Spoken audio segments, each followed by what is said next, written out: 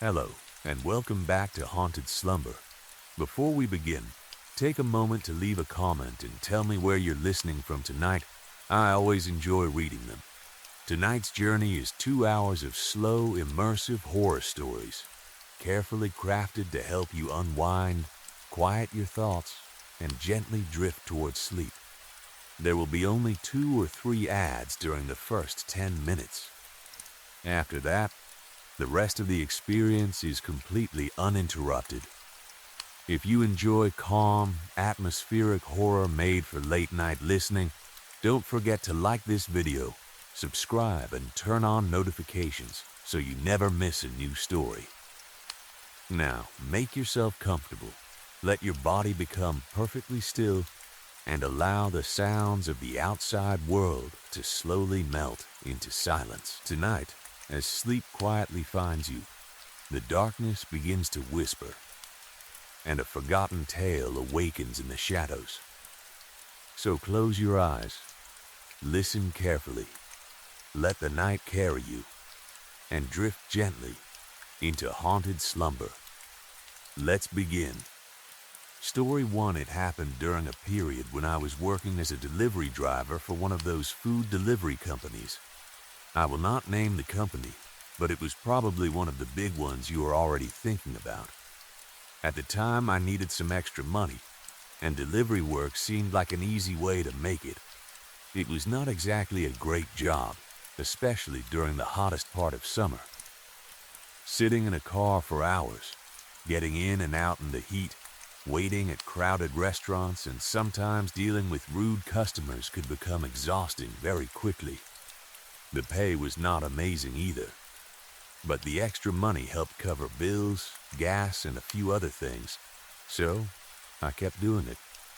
For a couple of weeks, things had actually been going pretty well. I had been getting a steady number of orders and making more than I expected. Most of my deliveries were normal things like burgers, pizza, fried chicken, sandwiches, and sometimes groceries. Every now and then, someone would order a case of beer or some other alcohol. Most customers tipped a few dollars. $2 or $3 was normal. $5 was nice. $10 felt generous. That was why I almost thought there had been a mistake when an order appeared on my phone one evening with a $50 tip attached to it. I stared at the screen for several seconds. $50. For one delivery. I refreshed the app because I thought maybe I had read it wrong, but the amount stayed there. I remember smiling to myself and thinking that whoever had placed the order must have had money to waste. Maybe it was a party. Maybe the person lived somewhere far outside town and understood that no driver would accept the trip without a large tip. Whatever the reason, I was not going to complain. The order itself was only one pizza. That should probably have seemed strange to me. Who tips $50 for one pizza? At the time, though, I did not think much about it. All I saw was easy money. I accepted the delivery and drove to the restaurant. The pizza was already waiting when I arrived.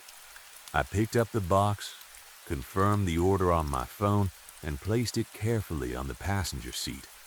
Then I entered the customer's address into the navigation system. That was when I noticed the distance.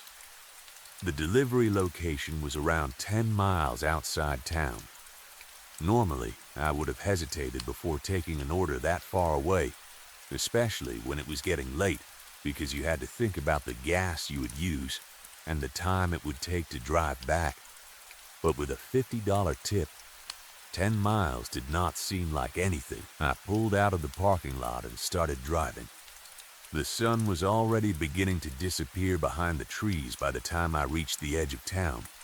Orange light stretched across the sky, but it was fading fast. I knew from living in that part of the country that once you entered the rural forest roads, darkness came quickly. The first few miles were easy enough. There were houses scattered along the road, mailboxes at the ends of driveways, and the occasional gas station or small store. A few cars passed me going in the opposite direction. I remember a pickup truck and another delivery van going toward town, but the farther I drove, the fewer signs of people I saw. The houses became farther apart. Then they disappeared completely.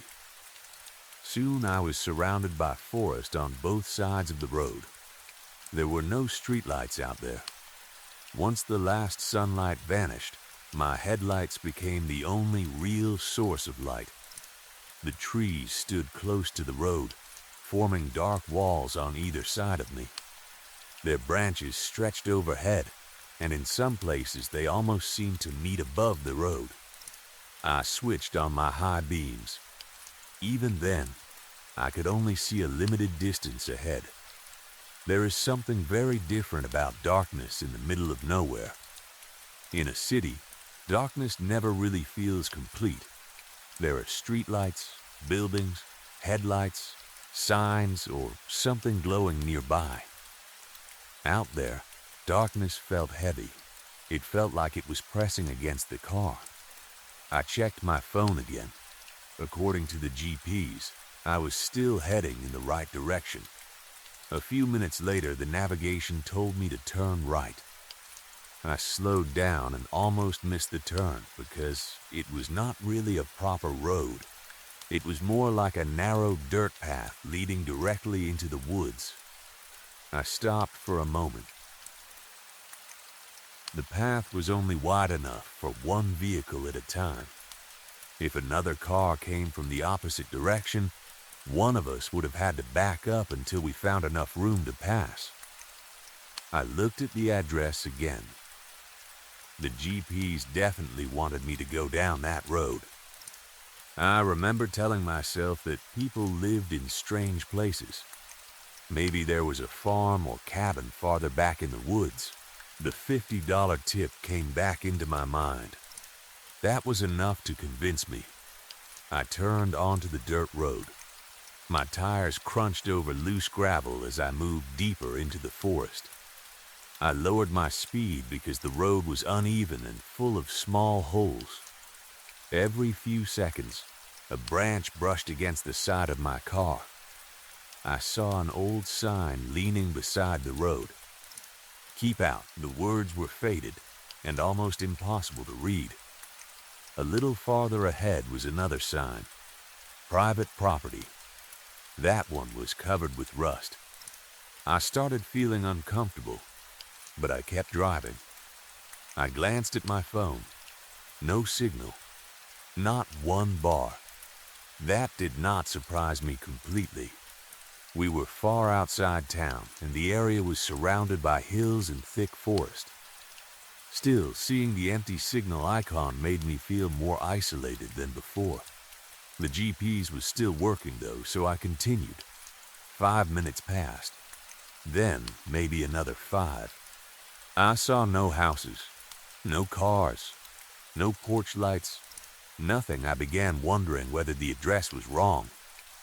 Then I heard a sudden pop from somewhere near the front of the car. A second later, I heard a loud hissing sound.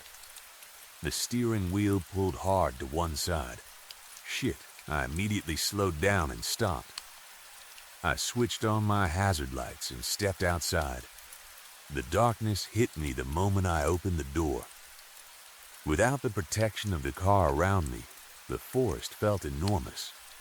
I turned on the flashlight on my phone and walked around to the front. Both front tires were flat, not low, completely flat. I stared at them in disbelief. One flat tire would have been bad enough. 2 seemed almost impossible.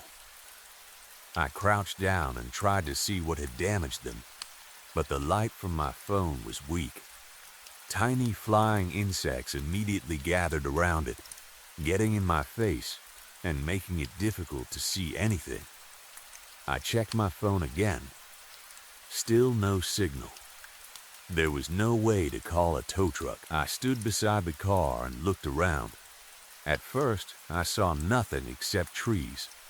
Then, through the branches on one side of the road, I noticed a darker shape in the distance. It looked like a house. I could barely see it, but there appeared to be some kind of building higher up on a small hill. I thought maybe I had finally reached the delivery address. My plan seemed simple enough. I would take the pizza to the house, explain what had happened, and ask to use a phone.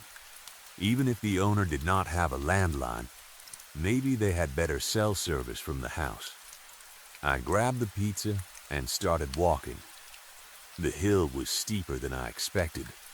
Dead leaves and sticks cracked beneath my shoes as I moved through the trees. As I got closer, I began noticing something strange. There were no lights coming from the building, not even a porch light. I told myself that maybe the curtains were closed. Then I reached the edge of the property and got a better look at the place. My stomach tightened. The house looked abandoned. It was old and badly damaged. Several windows had wooden boards covering them. The porch leaned slightly to one side, and some of the boards looked rotten enough to collapse under a person's weight. The paint had almost completely peeled away from the walls. I stood there for a few seconds, shining my phone around. Somewhere far away, a dog started barking. Then I heard an owl. After that, nothing except crickets. I should have left immediately. I know that now. But I was still trying to make sense of the situation. The app had sent me to this address. Someone had ordered the pizza. Someone had offered a $50 tip.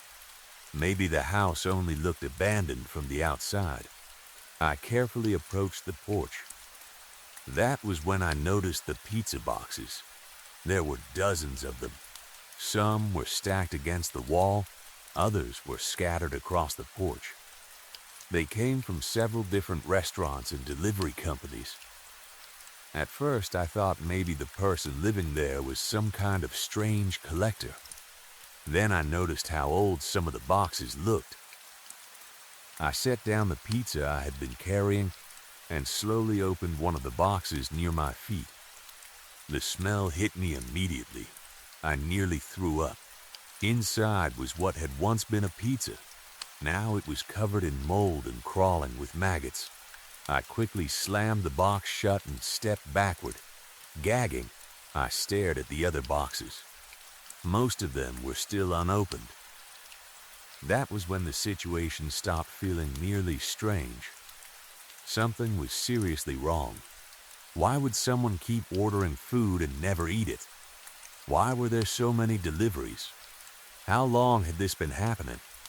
My heart was already beating faster, but I still decided to knock on the door. I know how stupid that sounds. I suppose part of me was still trying to convince myself there had to be a normal explanation. I stepped carefully across the porch. The boards creaked under my weight. When I reached the front door, I noticed that the small glass windows built into it had been smashed. Pieces of broken glass covered the floor inside. I raised my hand to knock. Before I could, my fingers touched the door. It slowly moved inward. The door had not been locked. It had not even been fully closed. I froze. The beam from my phone entered the house. The inside looked worse than the outside. Black mold covered huge sections of the walls and ceiling. Old wallpaper hung down in curling strips. Pieces of broken furniture were scattered across the floor. I could smell damp wood, mold, and something else I could not identify. That was enough for me. I turned around. I did not care about the delivery anymore. I did not care about the $50. I wanted to get back to my car and leave. Then I remembered that both front tires were destroyed. I hurried down the hill anyway. My new plan was to walk back to the paved road and find help. I had my phone, my car keys, and enough battery left in the phone's flashlight. If the dirt road was only a few miles long, I could reach the main road and wait for a passing driver. When I reached my car, however, something caught my attention on the ground. I stopped. A strange metal object was lying across part of the dirt road. It was partly hidden under dead grass, branches, and leaves. I moved closer and pointed my flashlight at it. My blood went cold. It was a spike strip, the kind police sometimes use to stop fleeing vehicles. It was old and rusty, but the spikes were still strong enough to destroy tires. Someone had deliberately hidden it across the road. I stared at it for what felt like a long time. Suddenly, everything connected in my mind. The huge tip, the isolated address, the abandoned house, the dozens of old pizza boxes, the spike strip. This was not an accident. Someone had brought me there on purpose.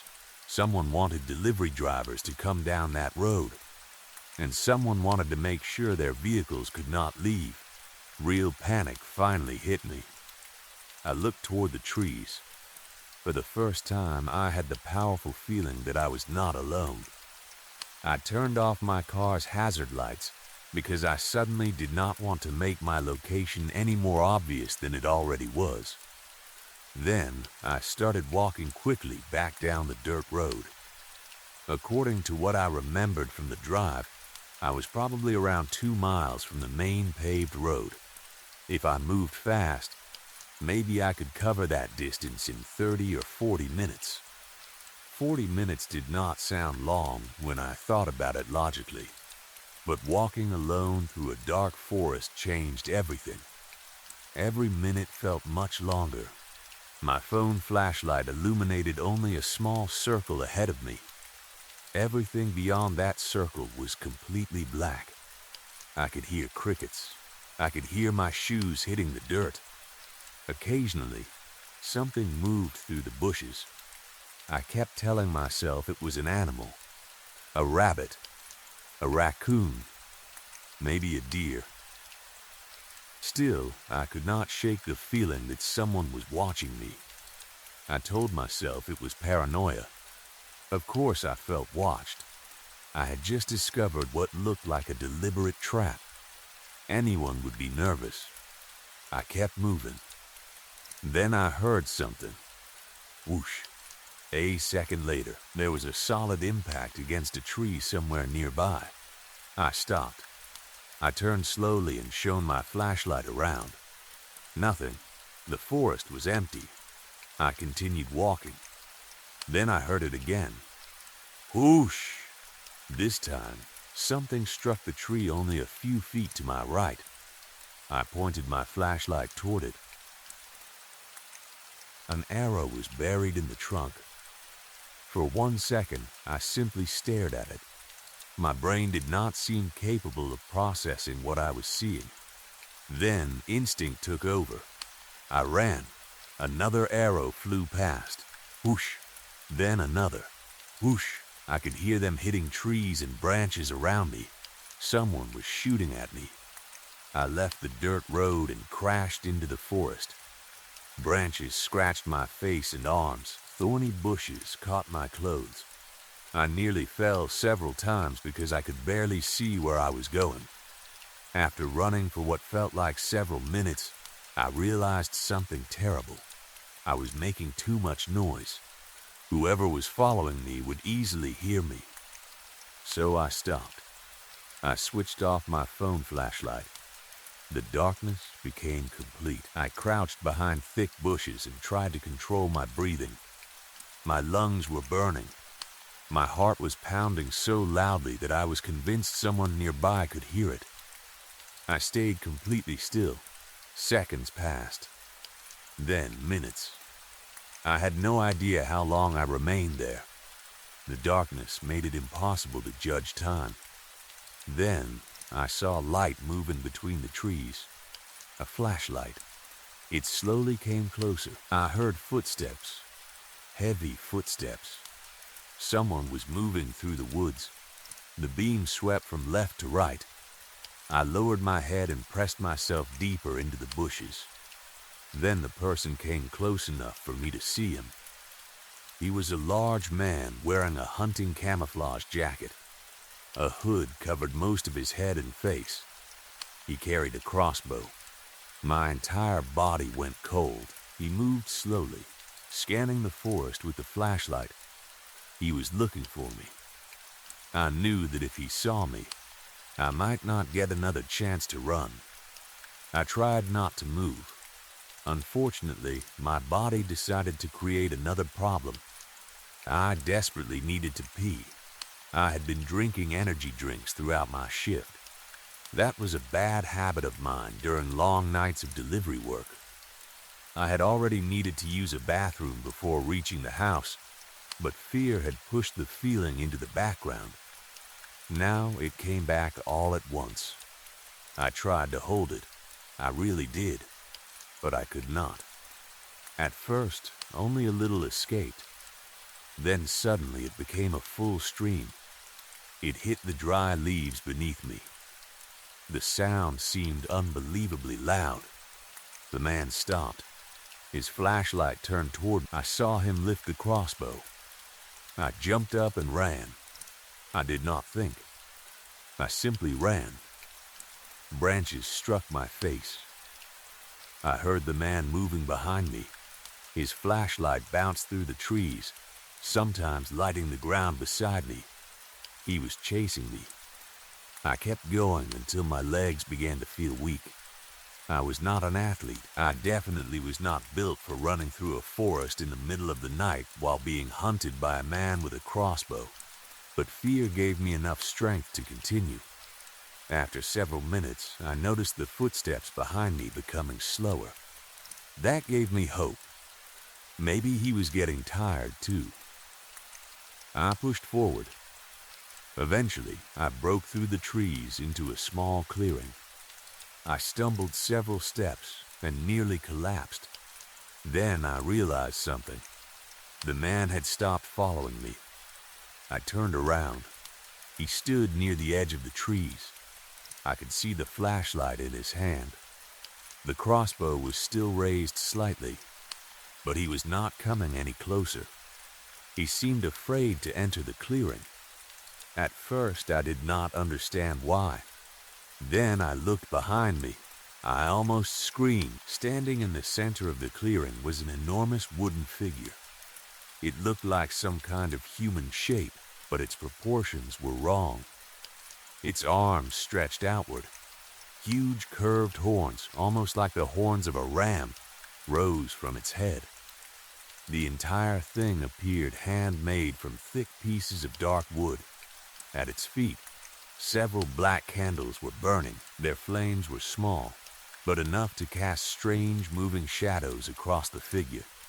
For several seconds, I could not look away. The place felt wrong, not simply creepy.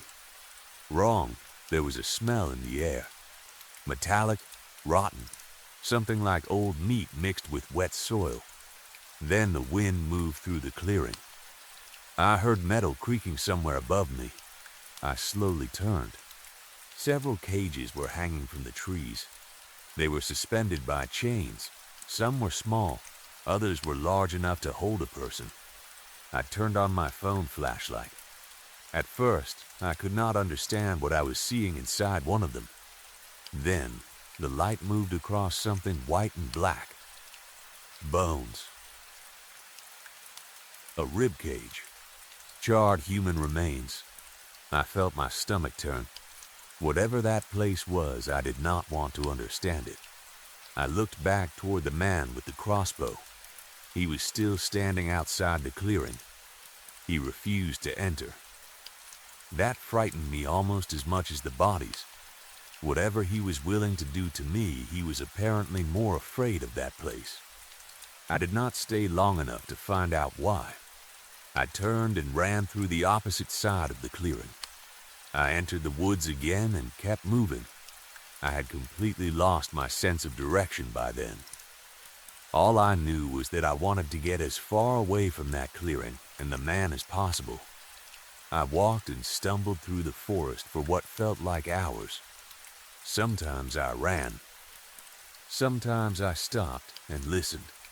I heard no more arrows. I saw no more flashlight, but I never felt safe. Every tree looked like a person standing in the darkness. Every movement sounded like footsteps. My clothes were torn. My face and arms were scratched. My legs hurt. My pants smelled because of what had happened earlier. I was exhausted, terrified, and completely lost. Then, after what seemed like forever, I stepped out of the woods. My shoe hit something hard. I looked down. Asphalt. A real road. I cannot describe the relief I felt. I walked into the road and began waving my arms. For several minutes, no vehicles came. Then I saw headlights. I stood in the middle of the lane and waved both arms. The car slowed. For a moment, I thought the driver might continue past me. Instead, he stopped. I rushed to the passenger side. The driver was a middle-aged man with a thick beard. He looked me over. I can only imagine what I looked like. My clothes were dirty and torn. My face was scratched. I was sweating heavily, breathing hard, and probably smelled terrible. I told him that my car had broken down and asked if he could take me somewhere safe. He unlocked the door. I got inside. For the first several minutes, neither of us spoke. He simply drove. I was too exhausted to explain anything. I leaned back against the seat and tried to calm down. About 15 minutes later, the man finally spoke. He kept his eyes on the road. "If I were you," he said, "I wouldn't tell the police what you saw."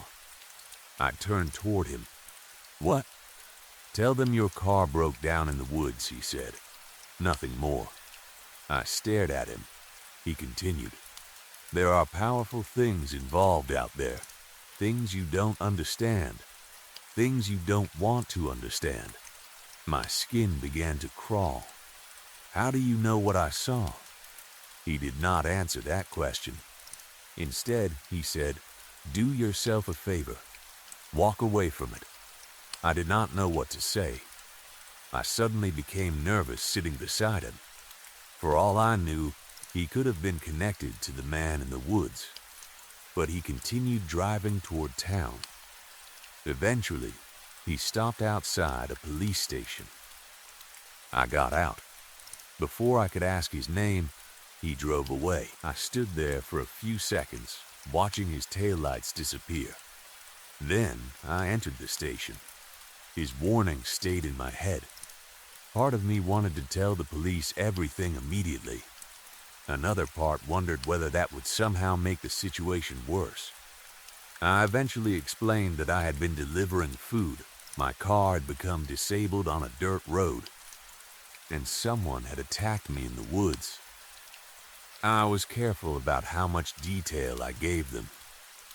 While I waited for an officer, I sat in a chair near the front desk. That was when I noticed the bulletin board. It was covered in missing person posters. There must have been dozens of them. At first, I did not think much about it. Missing person posters are common in police stations. Then I noticed something they had in common. Most of the missing people were young men. Men around my age. Some had disappeared months earlier. Others had been missing for years. I stood up and moved closer to the board. Looking at those faces gave me the worst feeling I had experienced all night. I started wondering how many of them had accepted strange delivery orders. How many had driven down isolated roads because somebody offered them a large tip? How many cars had hit that spike strip? How many pizza boxes were sitting on that porch? And how many of those cages in the clearing had once held people whose faces were now on that wall? I did not sleep at all that night. The police eventually arranged to search for my vehicle. A few days later, they told me they had recovered it. The car was still near the location where I had left it. Both front tires were destroyed. What bothered me was what they did not mention. They said nothing about the spike strip, nothing about the abandoned house, Nothing about the dozens of pizza boxes, nothing about the man with the crossbow, and absolutely nothing about the clearing, the wooden horned figure, the candles, or the cages hanging from the trees. I asked a few questions. The answers were vague. Maybe the officers had not found those things. Maybe I had become so confused while running that I had ended up farther away from the house than I realized. That was what I tried to tell myself. But deep down, I never believed it. There were too many things that could not be explained. The hidden spike strip had been real. The arrows had been real. The man with the crossbow had been real. And I know what I saw in that clearing. After getting my car back, I stopped doing delivery work. I could not bring myself to accept another order. Every time an address appeared on my phone, I imagined another dark dirt road disappearing into the woods. Every large tip made me uncomfortable. Even now, whenever I see one of those food delivery cars driving late at night, I sometimes wonder whether the driver understands how vulnerable they are. A stranger can place an order from almost anywhere. They can offer enough money to make a long drive seem worth it. They can send you to a place you have never seen before.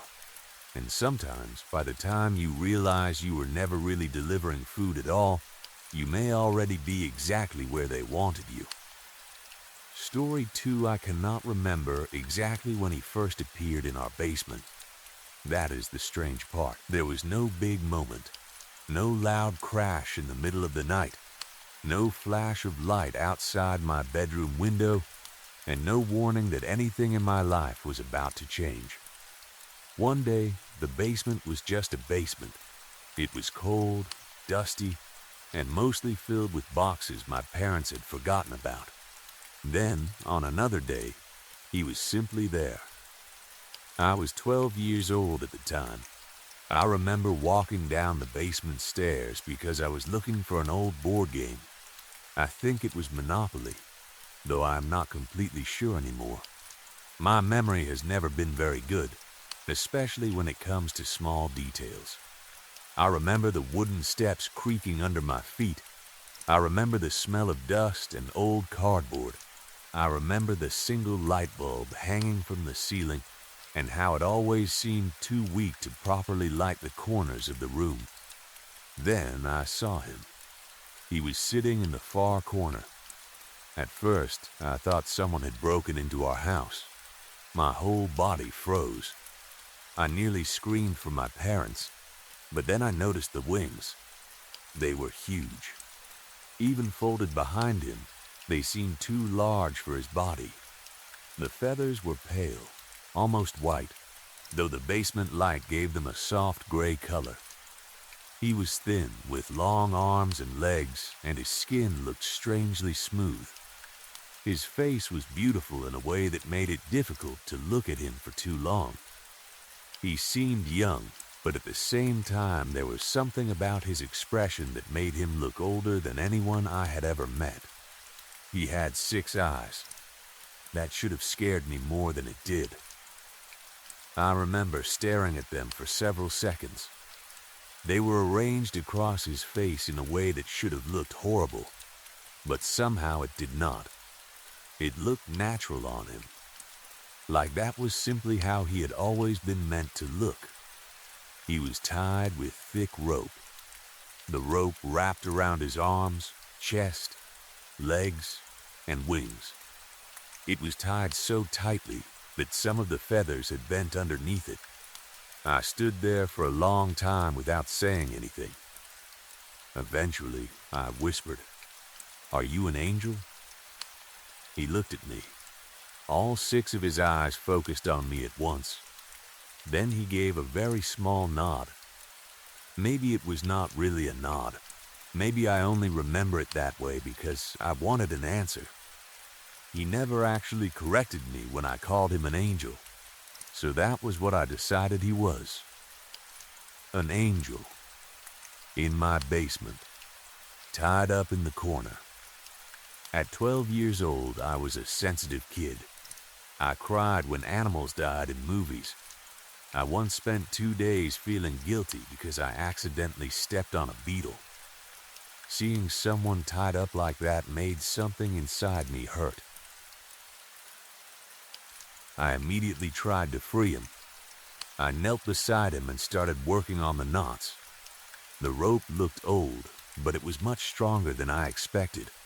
Every time I thought I had loosened part of it, the knot seemed to tighten again. It was almost like the rope did not want to be untied. My fingers kept slipping. I tried pulling harder. Nothing happened. The angel simply watched me. He did not speak. I remember apologizing to him over and over. "Sorry, I'm trying. I almost have it. Just wait. I'll get you out." I probably spent 20 minutes fighting with those knots before finally running upstairs. I found a pair of scissors in the kitchen drawer. They were not very sharp, but I brought them downstairs anyway.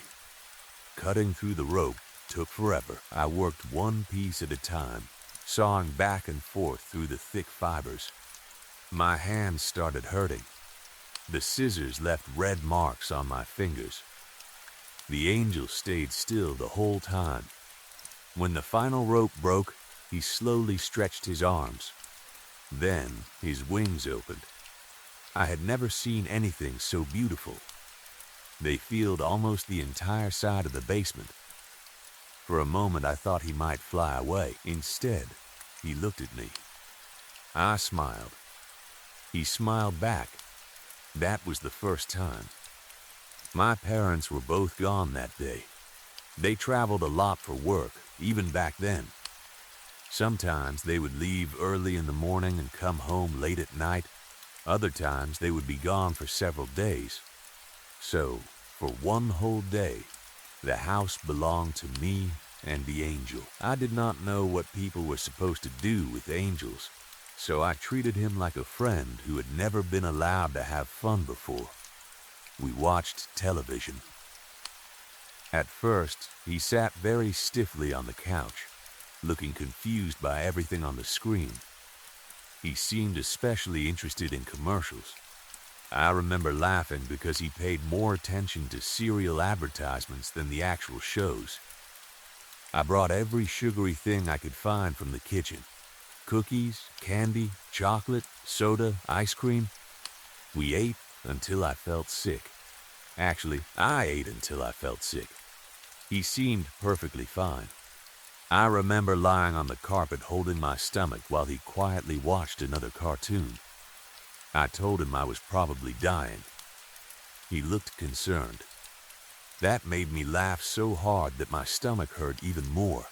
For that one day, everything felt normal. Not normal in the usual way, of course. There was an angel sitting in my living room. But I was happy. I thought maybe he would stay upstairs from then on. Maybe he could sleep in the guest room.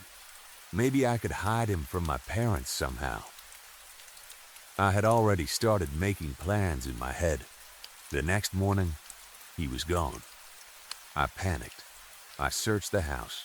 Then I checked the basement. He was back in the same corner. This time, he was chained. The chains were thick, dark metal wrapped around his body and wings. I remember crying.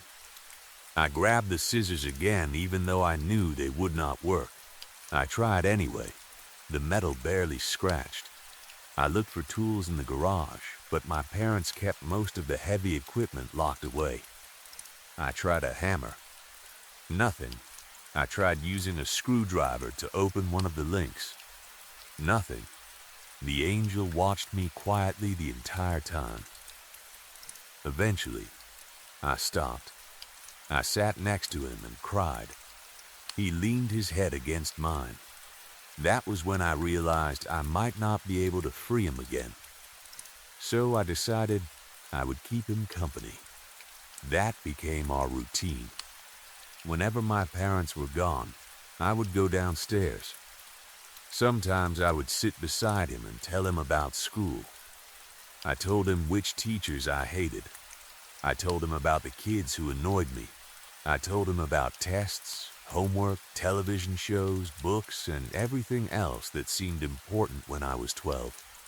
He was very quiet, shy, almost. He rarely spoke. When he did, his voice sounded painful. Not painful to me, painful to him. Sometimes he would open his mouth like he wanted to say something, then stop because his throat seemed to hurt.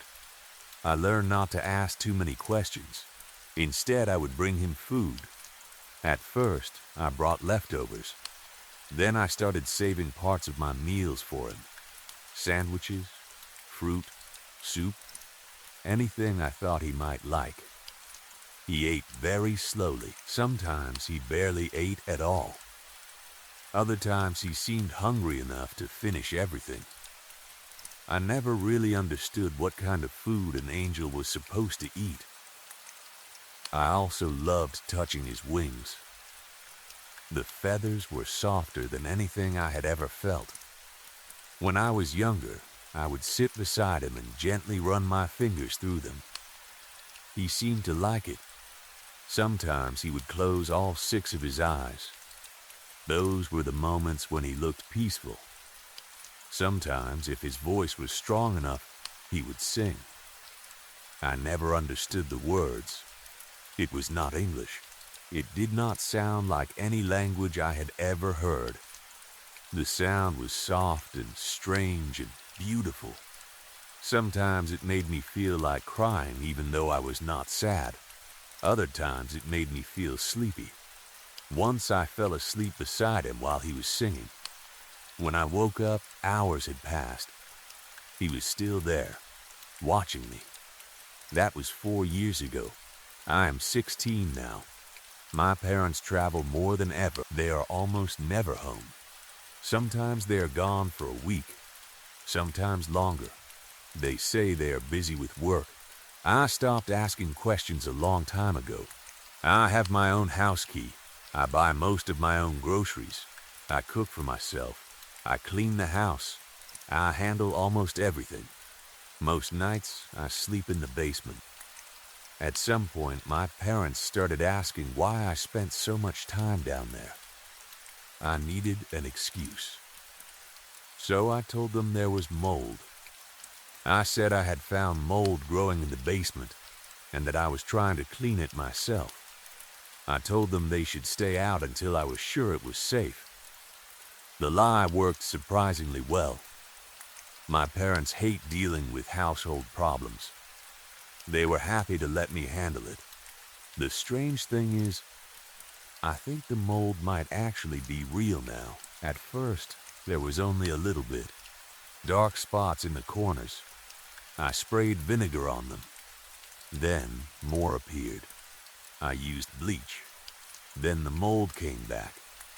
I started cleaning the basement almost every day. I wear gloves now, sometimes a mask. I scrub the walls. I spray vinegar into the corners. I wipe everything down. It never completely disappears. I have an entire part of my grocery budget set aside just for cleaning supplies. Bleach, vinegar, scrubbing brushes, paper towels, trash bags. I hate vinegar. I hate the smell so much that sometimes it makes my eyes water, but I keep using it. I always tell the angel to hold his breath while I spray. I do not know whether angels can get sick from mold. Maybe they cannot. Maybe nothing on earth can hurt him. But I do not want to take the chance. He has already spent years trapped in chains. The least I can do is keep the basement clean. Last week, something happened. Something strange. Stranger than everything else, I mean. I went downstairs late at night. The angel was sitting in his usual corner. I noticed a patch of mold growing near his hand. I had cleaned that same spot earlier that day. I remember thinking how fast it had come back. Then I saw him move. He reached toward the corner. He scratched some of the mold from the wall with his fingernails. Then he put it in his mouth. He ate it. At least, I think he did. That is what I remember. But my memory has always been bad. When I asked him about it later, he said nothing happened. I asked again, "You ate the mold?" He looked at me. Then he shook his head. I wanted to believe him. I still want to believe him. Maybe I imagined it. Maybe I was tired. Maybe it was dust. Maybe he was only touching the wall. There are a lot of explanations. I keep telling myself that. But since that night, he has been changing. He is getting thinner. At first, I thought I was imagining that too. Then his face became sharper. His cheeks looked hollow. His arms looked thinner. His ribs started showing beneath his skin. I started bringing him more food. Nothing seemed to help. I made bigger meals. I bought more groceries. I gave him meat, bread, fruit, vegetables, candy, milk, soup, anything I could think of. Sometimes he ate. Sometimes he refused. But even when he ate, he continued losing weight. It does not make sense. He looks like he is starving. Yesterday, I think I saw him eat the mold again. I had gone upstairs to get water. When I came back down, he was leaning toward the wall. His fingers were pressed into one of the dark patches. When he noticed me, he quickly pulled his hand away. There was something black around his mouth. I asked him what he was doing. He shook his head. I asked if he had eaten it. He shook his head again. I asked if he was sick. He whispered that he was fine. His voice sounded weaker than before. He can barely speak now. I keep cleaning the mold. I do not know what else to do. Every time I see a new patch, I scrub it away. Sometimes he watches me closely while I clean. That makes me nervous. It almost looks like he does not want me removing it. But that cannot be right. Why would he want mold? Maybe the mold is hurting him. Maybe it is poisonous to angels. Maybe eating it is making him sick. Or maybe he is eating it because he is already sick. I have no idea. I keep asking him if he is hungry. He says no. I ask if he is in pain. He says no. I ask if something is wrong. He says no. He always says he is fine, at least when he has enough strength to speak. I wonder sometimes whether we see things the same way. He has 6 eyes. Maybe the world looks completely different to him. Maybe what looks like mold to me is something else to him. Maybe the basement does not look like a basement from where he is sitting. Maybe the chains are not chains. I know that sounds stupid. But I have had 4 years to think about things like that. When you spend enough time with something impossible, you eventually stop asking whether it is impossible. You start worrying about smaller things. Is he hungry? Is he cold? Does the bleach bother him? Are his wings comfortable? Does his throat hurt? Can angels get sick? Can angels die? That last question scares me the most. I have never asked him directly. I do not think I want to know. Sometimes, late at night, I wake up on the basement floor and look at him. All 6 of his eyes will already be open, watching me. I ask if everything is okay. He nods. But lately, I do not believe him. Something is wrong. I know it. I can feel it. The basement smells different now. Not just like vinegar or bleach. There is another smell underneath everything. Something sweet. Something rotten.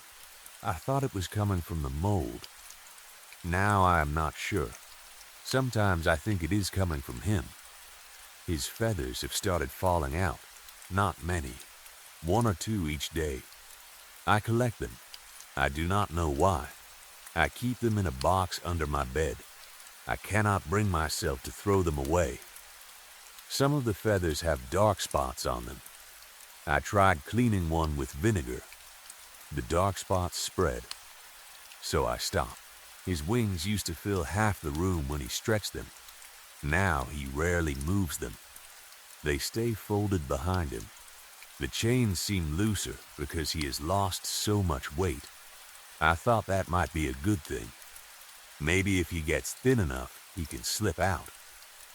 I tried pulling one chain over his shoulder. It did not move. It somehow tightened again, just like the rope did years ago. I hate those chains. Sometimes I dream about breaking them. In my dreams, I open them and he stands up. Then he stretches his wings. Sometimes he flies away. Sometimes he takes me with him. But lately, the dreams have changed. Now when I break the chains, he does not move. He just sits there. Then I notice there is mold growing from his mouth. I usually wake up after that. I have thought about asking someone for help. That seems like the obvious thing. But who? The police? What would I say? There is an angel chained in my basement? They would think I was lying, or crazy, or maybe they would come. That might be worse. What if they took him away? What if they hurt him? What if the people who chained him are the same people I would accidentally call? I have thought about doctors too. But I cannot exactly bring an angel into a hospital. He barely fits through the basement doorway when his wings are open. And then there are the chains. Someone would ask questions.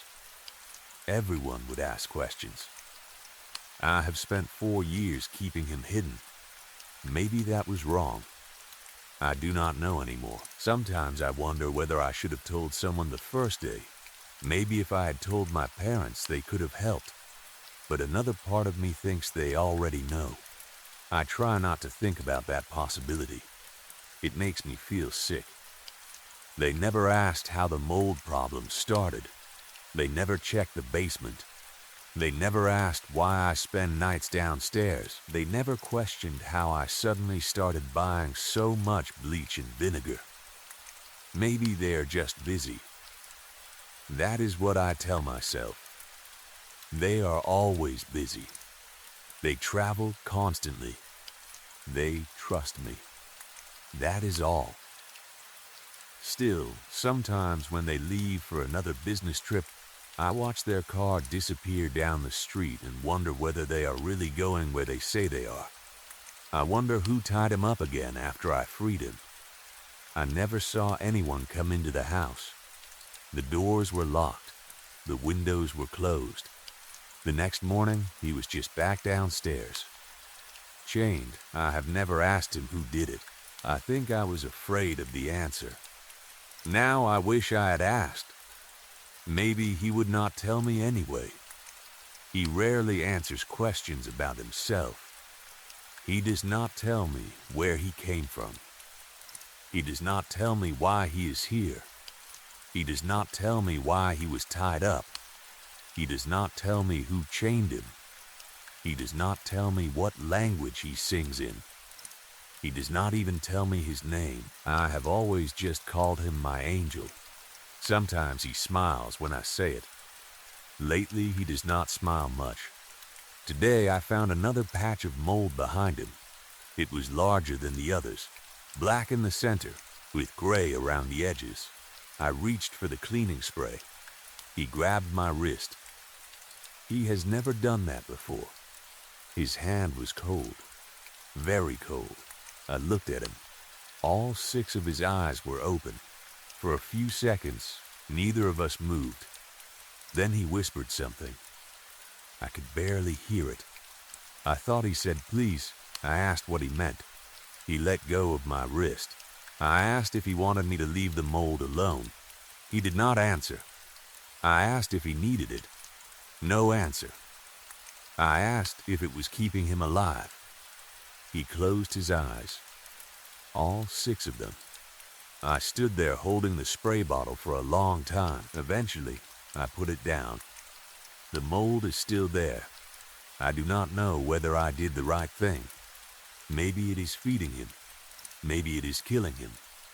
Maybe both are true. I keep thinking I need to talk to someone. The only person I can think of is the pastor from my parents' church. I have not been there in years. I stopped going around the time my parents started traveling more. I do not even know whether he would remember me. I keep imagining the conversation. Hello, Pastor. You probably do not remember me. My parents used to bring me to church. I have an angel chained in my basement. He has 6 eyes. He has been there for 4 years. I think he might be sick. He may also be eating mold. Do you have any advice? Even in my head it sounds ridiculous. Maybe I should write it down first. Maybe I could send an email. That would be easier than saying it out loud. I have already started making notes. I keep deleting them. Every version sounds insane, but I think I am running out of time. Tonight, the angel is sleeping. At least, I think he is sleeping. His breathing is very slow. There is mold spreading along the wall beside him. I can see it even from where I am lying. I have the vinegar bottle next to me. I have not used it. I keep staring at the mold. Sometimes I think it is moving, not growing. Moving like it is breathing with him. Maybe that is just the weak basement light. Maybe I am tired. I want to believe that. I really do. Tomorrow, I am going to try contacting the pastor. I think, maybe, I will start scripting the conversation tonight. I just need to figure out how to explain everything without sounding completely insane. And I need to decide whether I should clean the mold before morning. The angel told me he is fine. He always tells me that. But I do not think he is telling the truth anymore. Story 3, the last thing I did before Jimmy walked out of the bar on the night he died was slip an old plastic fork into the pocket of his jacket.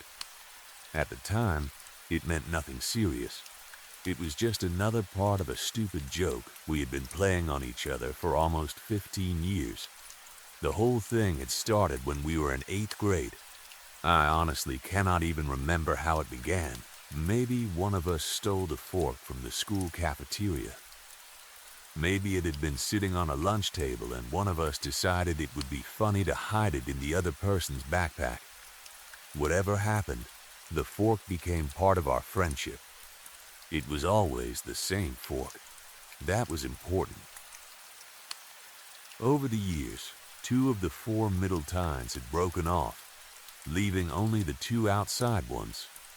Because of that, the top of the fork looked like a tiny plastic hand making devil horns.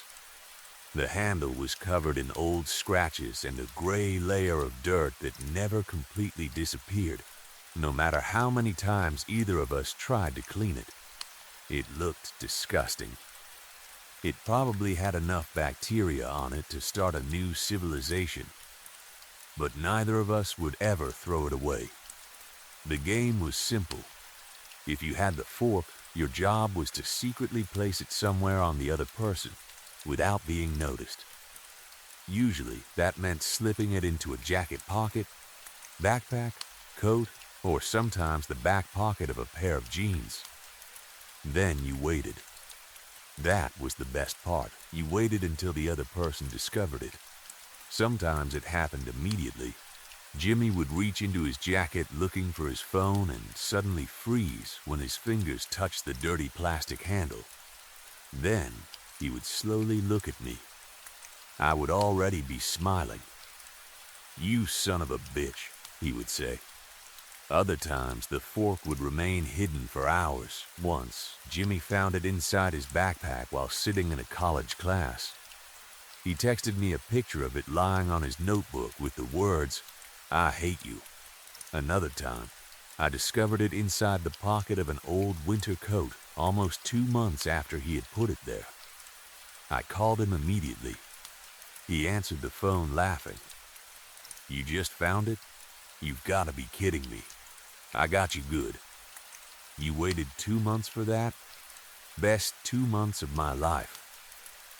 The game wasn't constant. There were long stretches when nothing happened. Sometimes one of us would keep the fork for months or even years. During those periods, the person who didn't have it would slowly stop thinking about it. That was part of the strategy. You wanted the other person to believe you had forgotten about the game. You wanted him to think maybe you had finally grown up. Maybe you had become too mature to hide a filthy plastic fork in your best friend's clothing. Then, when he least expected it, you struck. That was what made it funny. At least, it was funny to us. Whenever I had the fork, I kept it in a wooden box in my bedroom. The box originally held cigars, but I used it to store random things I didn't want to lose. Old concert tickets, photos, a few coins my grandfather had given me, and the fork. I kept it there partly because I didn't want it to break again. After all those years, it had almost become something valuable. Not financially valuable. Obviously, nobody would have paid a penny for it. But to Jimmy and me, it belonged to us. It was part of our history. Part of the strange language that had developed between two kids who grew up together and somehow remained friends into adulthood. Years before Jimmy died, I managed one of my greatest fork attacks. We had been drinking heavily that night. Jimmy was so drunk that I practically had to drag him outside when the bar closed. While he stood beside my car trying to light a cigarette, I slipped the fork into the inside pocket of his coat. He didn't notice. The next morning, I woke up with a terrible headache and opened Facebook. Jimmy had posted something on my timeline. It only said, "Damn you." I stared at the message for about 2 seconds before I understood. Then, I started laughing. I laughed so hard that I actually choked. Nobody else understood the post. There were comments underneath it. What happened? Everything okay? Inside joke? Jimmy never explained. Neither did I. For some reason, that made it even funnier. We had plenty of jokes like that. Most people probably wouldn't have considered either of us especially funny. Honestly, most people probably didn't consider us much of anything. Jimmy and I had never been popular. We weren't complete outcasts, but we definitely weren't the kind of people anyone remembered when planning parties or reunions. We stayed in our hometown after graduation. A lot of people left. Some went to college, some moved to bigger cities, some started families somewhere else. Jimmy and I remained. When our 10-year high school reunion came around, neither of us received an invitation. Maybe they had forgotten us. Maybe someone had lost our addresses. Or maybe nobody particularly cared whether we came. We joked that our invitations must have gotten lost in the mail. The night of the reunion, we drove past the high school anyway. People were standing in the parking lot outside. Former classmates hugged each other dramatically as if they had returned from war instead of simply not seeing each other for 10 years. Jimmy and I sat in his car across the street watching them. Then we started making up conversations for them. "Steve," Jimmy shouted in a fake excited voice. "I haven't seen you since you couldn't get it up on prom night." I almost spit out my drink. Then I pointed toward another group. "Angie, still farting every time you come?" Jimmy nearly fell against the steering wheel laughing.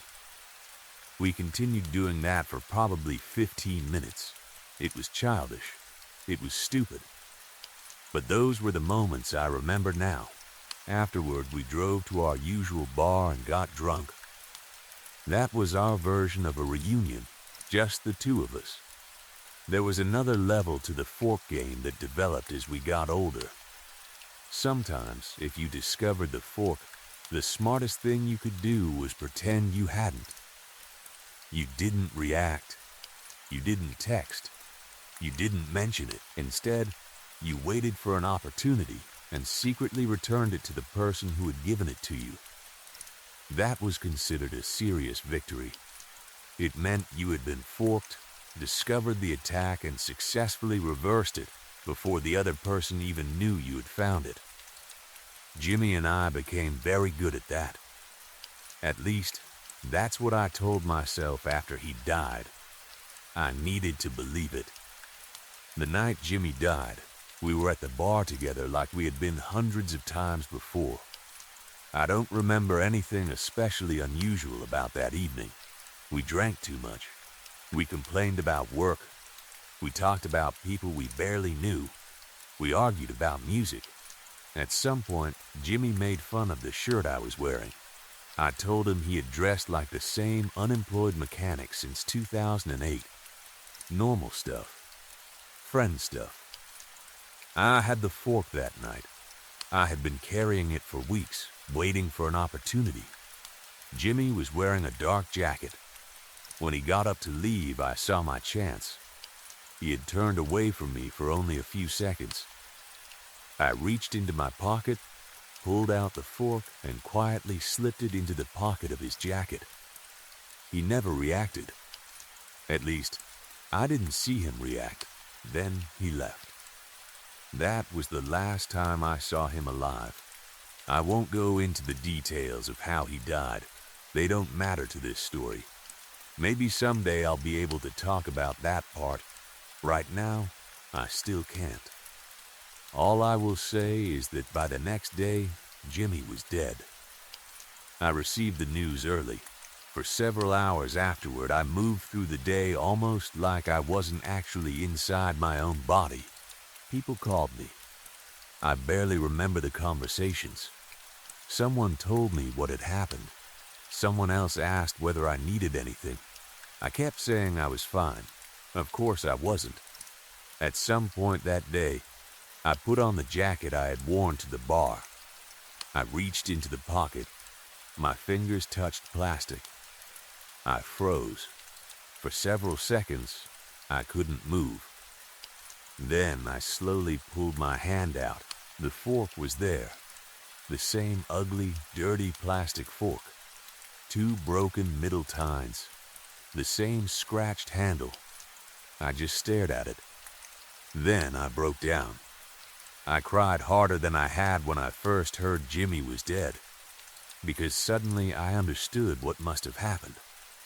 Or at least I thought I understood. He had noticed. Somehow Jimmy had realized I had put the fork in his pocket. Then, before leaving the bar, he had managed to slip it back into mine. That had to be the explanation. There was no other explanation. I was drunk that night. Maybe I hadn't been paying attention. Maybe he had bumped into me on purpose. Maybe when we hugged goodbye, he had transferred it back. Maybe I simply couldn't remember. Jimmy was good at the game. We both were. I kept repeating that to myself. Jimmy had found it. Jimmy had reversed the fork. That was all. That had to be all. His funeral was small, much smaller than I expected. His mother had died years earlier, and Jimmy had never had many close friends. Still, I thought there would be more people. Aunts, cousins, old co-workers, people from school. Anyone, but there weren't many of us. The funeral was held in a small room, and even that room looked empty. His father thanked me for coming. He looked exhausted, older than I remembered. After speaking with me for a minute, he stepped outside. For a while, I was alone in the room with Jimmy. I stood beside the coffin looking down at him. It didn't look like him. People always say that about the dead, and I used to think it was just something people said. Now I understand. His face was there. His hair, his hands, his clothes. But Jimmy wasn't. It was like looking at a house after someone had moved away. Everything was still standing, but whatever had made it feel alive was gone. I tried to think of something meaningful to say. Nothing came. What are you supposed to say to your best friend when he's dead? Thank you? I'm sorry? I'll miss you? Nothing sounded right. Then I remembered the fork. I had brought it with me. Before coming to the funeral, I had put it in my pocket. I don't know exactly why. Maybe I had already decided what I was going to do. Maybe I hadn't. But standing there alone beside his coffin, it suddenly felt obvious. I looked toward the door. Nobody was watching. Then I reached into my pocket and pulled out the fork. For the first time in my life, holding it didn't feel funny. It felt heavy. Ridiculously heavy for a piece of plastic. I leaned over the coffin. Then I carefully slipped the fork into the inside pocket of Jimmy's suit jacket. I almost laughed. Almost. Because Jimmy would have loved it. He would have thought it was the perfect final move. One last fork. Game over. I whispered something to him. I don't remember exactly what. Probably goodbye. Then I left. That night, I went back to the bar. Alone. I don't know why. Maybe I didn't want to go home. Maybe I wanted to sit where we had sat together. Maybe I was hoping that somehow repeating an ordinary night would make everything feel normal again. The place was crowded. There was a terrible local band playing near the back of the room. Nobody seemed to be listening. Nobody danced. People just shouted over the music and drank. I arrived early enough to get a stool at the bar. For hours, people pressed around me. They leaned over my shoulders to order drinks. They squeezed behind me, carrying trays of beer. Groups laughed loudly. Glasses broke. Someone shouted. The band kept playing songs that all sounded exactly the same. I drank. And drank. And drank. Eventually, I decided I had enough. I asked the bartender to close my tab. He brought me the receipt. I signed it. Then I reached toward my back pocket to get my wallet. My hand stopped. Something was sticking out of my pocket. Something hard. Something plastic. For a moment, I refused to touch it. I already knew. Some part of me knew before my fingers reached it. Slowly, I pulled it free. The fork. Jimmy's fork. Our fork. 2 broken middle tines. The dirty handle. Exactly the same. I stared at it. The bar seemed to disappear around me. The music became distant. People were still shouting and laughing, but it sounded like everything was happening underwater. I remember looking toward the door. I don't know what I expected to see. Maybe Jimmy standing there. Maybe someone laughing. Maybe somebody I knew. There was nobody. I checked my pockets again. I checked the floor. I looked around the bar. Then I started thinking about the funeral. I had put the fork inside Jimmy's suit jacket. I knew I had. His father had stepped outside. Nobody else had been near the coffin. And even if someone had somehow seen me do it, how would they have known what the fork meant? Who would steal a dirty, broken plastic fork from a dead man's pocket just to put it in mine? Nobody knew about the game. Nobody. It had always been ours. That night was the last time I drank alcohol. I haven't had a drink since. I'm not going to pretend sobriety has been easy. It hasn't. Honestly, it has completely sucked. There are days when I think about drinking before I even get out of bed. There are nights when every part of my body seems to remember the feeling of sitting at a bar with Jimmy and ordering another round. But I suppose the fact that quitting has been so difficult proves I probably needed to quit. I started going to meetings. At first, I hated them. I hated sitting in circles with strangers talking about things I didn't want to admit about myself. Eventually, it got easier. Not easy, just easier. I also started seeing a therapist. He works with me over Zoom and charges less than most therapists because my insurance is terrible. I've told him about Jimmy. I've told him how long we were friends. I've told him about the drinking. I've told him how much guilt I feel about things I probably couldn't have changed. I've told him almost everything. Almost. I have never told him about the fork. Sometimes I think he knows I'm hiding something. He asks gentle questions. He never pushes too hard. He'll say things like, "Is there anything about that night you haven't talked about?" Or, "Do you feel there are details you're afraid to remember?" Every time he asks, I almost tell him. I open my mouth, then nothing comes out. Because once I tell him about the fork, I know what comes next. Questions. Logical questions. Questions I should be able to answer. Did anyone else know about the prank? No. Could someone have seen you place the fork in the coffin? Maybe, but I don't think so. Could someone have taken it afterward? Possibly. Could somebody have followed you to the bar? I suppose. Were you drinking heavily enough that you might have imagined putting the fork in Jimmy's suit? No, I'm sure I did it. Could there have been another fork? No, not like that one. The two broken tines, the scratches, the dirt. I knew that fork better than some people know their own jewelry. And then he would probably ask the question that scares me most. Do I still have it? That's why I'm writing this here.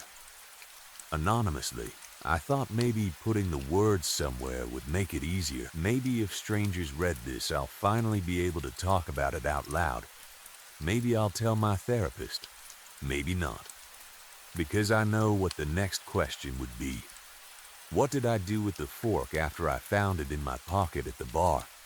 And after that comes the question I really don't want to answer. What am I going to do if I don't find it in my pocket again soon? Story 4, hey Internet. I need some help figuring something out about the place where I work. Because I'm starting to think there might be other people out there who have worked somewhere like this before. Has anyone ever worked at a shop that sells almost anything?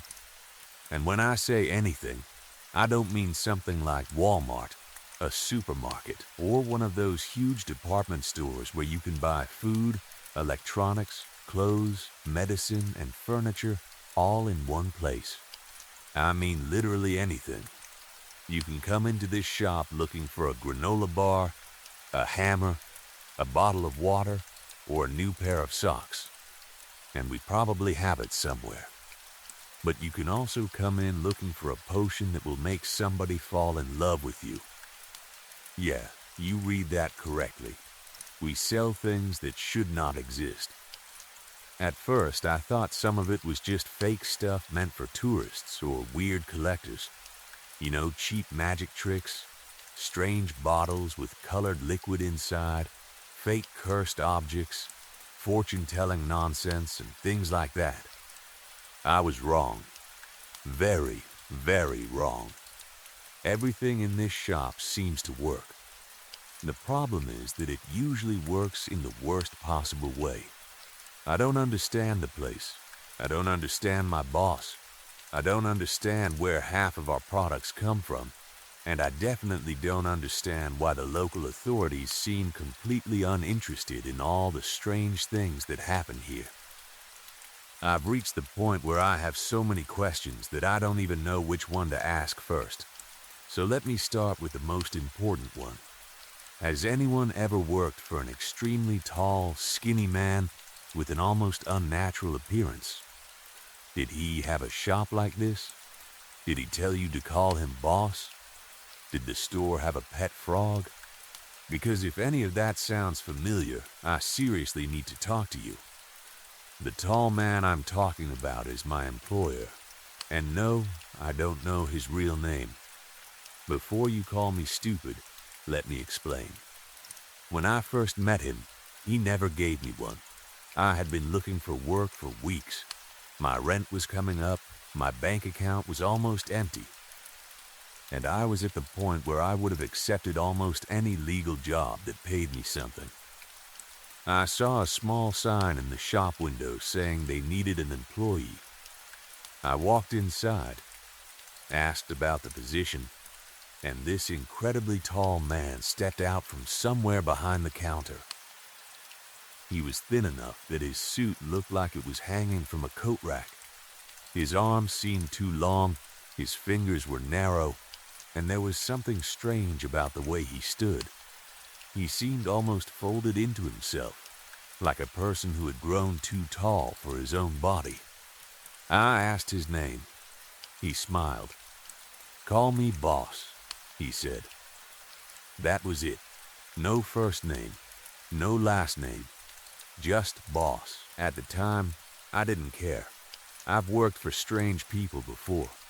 I've worked for managers who screamed at employees over 5-minute breaks and supervisors who treated the break room refrigerator like a military operation. Compared to them, a weird guy who wanted to be called Boss didn't seem like a big deal. Then he gave me the employment contract. I looked at it briefly, saw a lot of tiny writing, and asked where I was supposed to sign. Instead of handing me a pen, he gave me a needle. I stared at it. "What's this for?" I asked. "I need you to sign this in blood." I laughed because I thought he was joking. He didn't laugh. He just stood there holding the needle out to me. Now, I know what you're thinking. Surely I walked away. Surely I told this extremely suspicious stranger that there was no way I was signing an employment agreement with my own blood. Well, I really needed the money. Okay? Don't judge me. Rent does terrible things to a person's decision-making skills. So yes, I pricked my finger and signed the contract in blood. And no, I did not read the whole thing first. Looking back, that might have been one of the stupidest decisions I've ever made. Maybe I am an idiot. But that isn't the important part. The important part is that I'm now working in this place, and I'm beginning to think quitting might not be as simple as giving 2 weeks' notice. Let me explain what kind of shop this is. One afternoon, a middle-aged bald man came inside. He walked directly to the counter where I was working and asked, "Do you have anything for hair growth?" By that point, I had already realized we carried some unusual products, so I didn't immediately laugh. I told him to wait for a moment and went to find my boss. "Do we have anything that helps hair grow?" I asked. My boss nodded like I had asked him where the paper towels were. He walked to one of the storage closets in the back, disappeared inside for a few seconds, and returned holding a small container of cream. The container didn't have a label. That probably should have worried me. It was also slightly warm. That definitely should have worried me. "Give him this," Boss said. I brought the cream back to the bald man. He looked at it suspiciously. "What do I do with it?" I honestly had no idea. "Put it on your head," I said. That seemed logical. He paid for it and left. I assumed I would never see him again. The next morning, he returned. At first, I didn't recognize him. The man who had walked into the shop completely bald the previous day now had a thick head of hair. Not a little hair, not some fuzzy growth. A complete, healthy head of hair. He looked 20 years younger. He was smiling so widely that I thought his face might split. "Thank you." He kept saying, "Thank you so much. This is everything I wanted." Honestly, I was impressed. I remember thinking that maybe the shop wasn't so bad after all. Maybe we really did sell strange things, but maybe those things helped people. Then, the universe reminded me where I worked. The man came back again later. This time, he was almost impossible to recognize. Do you remember those old cartoons where cavemen were covered in so much hair that you could barely see their faces? That was basically him. Hair hung all the way down his body. It covered his eyes, his mouth, his shoulders, and most of his clothes. I don't know how he managed to get through the front door without falling. His hair was still growing. I could actually see strands slowly getting longer while he stood there. He tried to yell at me. Oomph. Oomph. What? Oomph. I couldn't understand anything because his mouth was completely covered.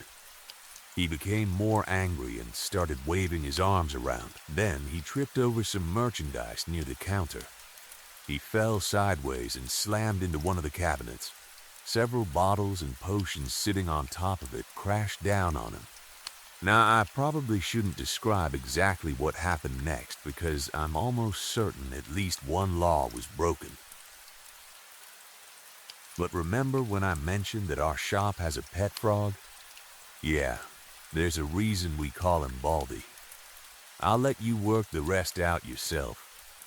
That should give you an idea of the kind of place I work in. And yes, I know what you're thinking. Why am I still working here? Money. I cannot stress this enough.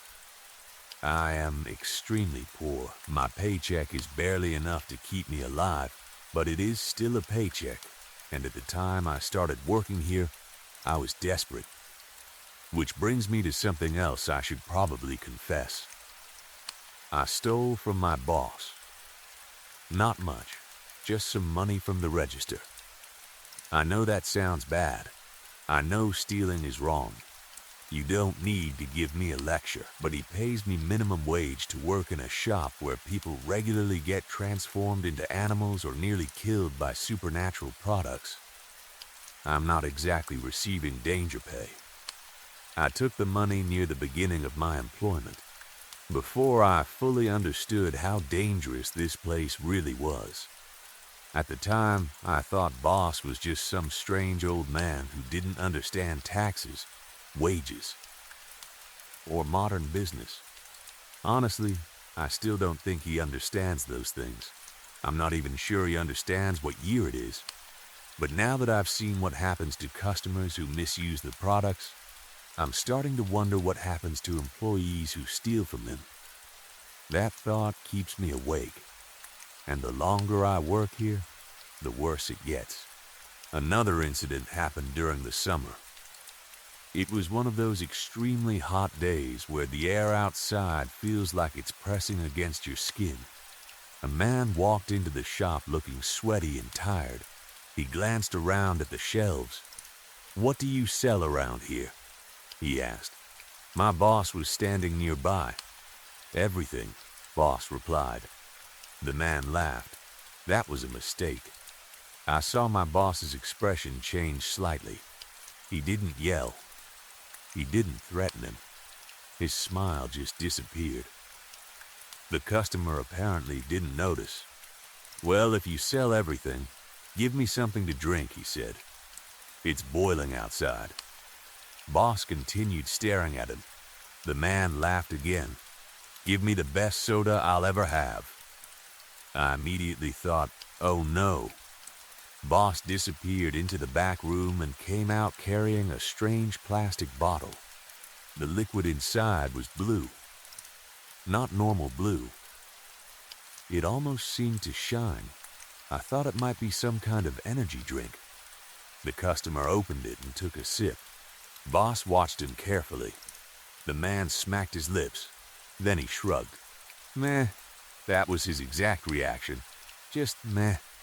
I think that offended my boss more than the laughing.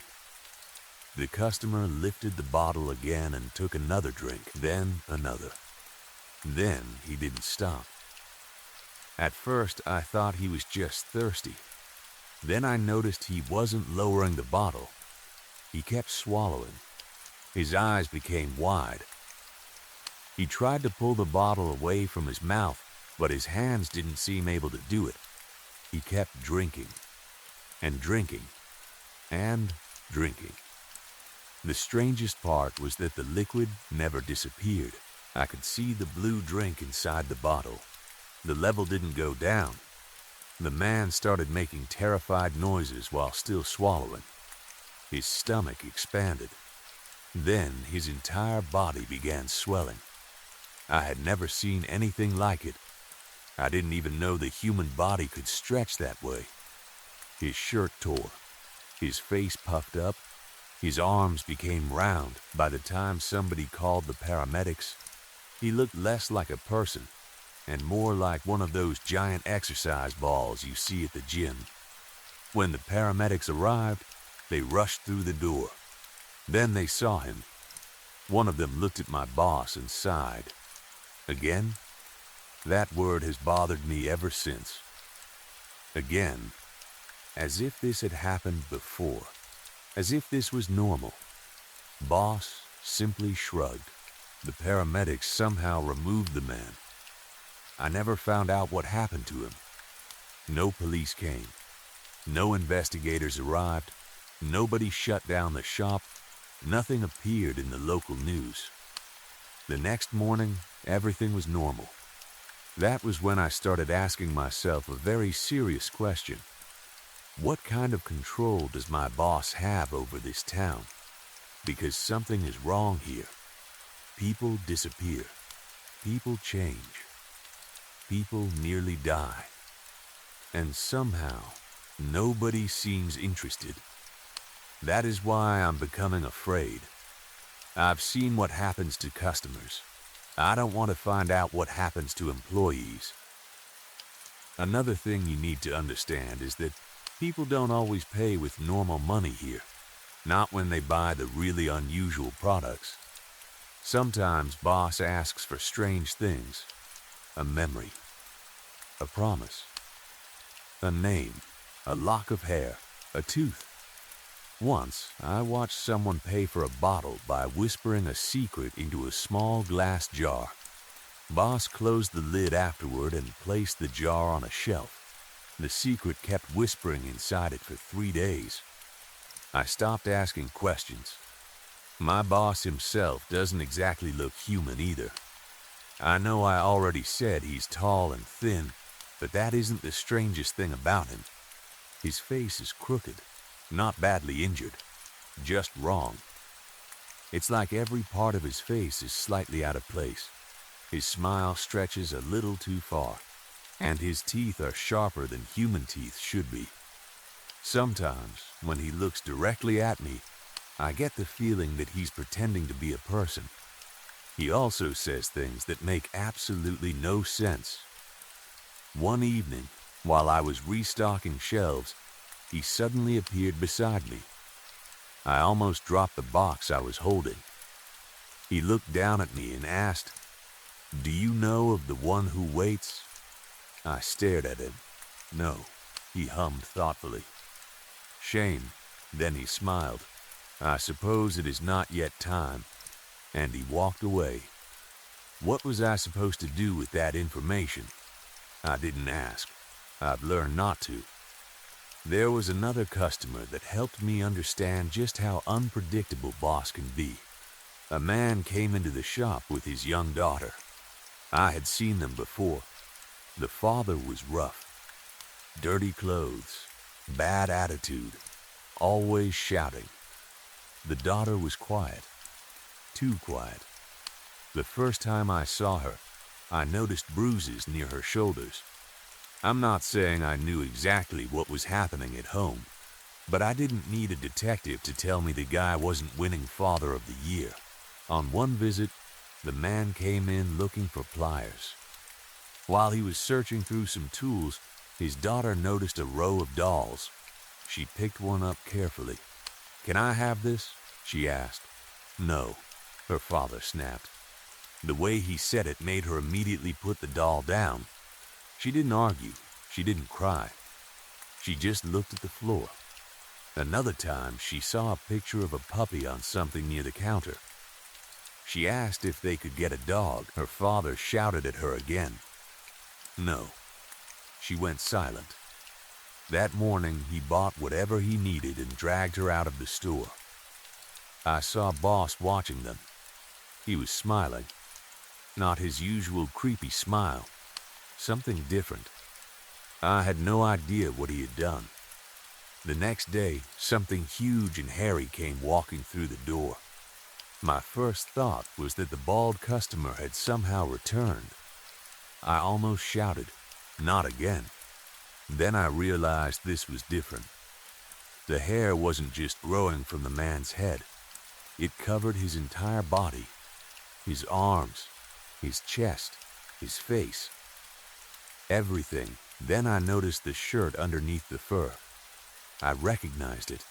It was the abusive father. He marched toward the counter. "What the rough did you sell me?" he shouted.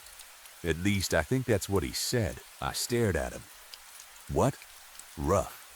Roughing bastard. He was barking between words. Actually barking. It sounded like someone trying to speak while turning into Scooby-Doo. He was furious, and apparently developing some very serious canine behavior. He raised his hands like he was about to grab me. Before he could, Boss suddenly appeared. I still don't know how he moves around the store without making noise. He held up a small dog biscuit. The man immediately froze. Boss smiled. "Here you go, boy." The man stared at the treat. His whole expression changed. "Sit," he sat. Immediately I was trying very hard not to laugh because I was also terrified. The man actually started begging for the biscuit. Boss gave it to him. Then, after some extremely uncomfortable head patting, the man left. I never saw him again. I've probably lost several years of my life from the stress of working here, but I still see his daughter sometimes. She walks down the street near the shop. She looks happier now, and she usually has a puppy with her. That's the thing about Boss. I cannot understand him. Sometimes he gives somebody a product that destroys their life over something as small as disrespecting him. Sometimes he helps people who seem to deserve help. Other times, he simply watches something terrible happen and does nothing. I don't know whether he's good. I don't know whether he's evil. Maybe those words don't mean anything to him. Honestly, I'm not paid enough to solve that mystery.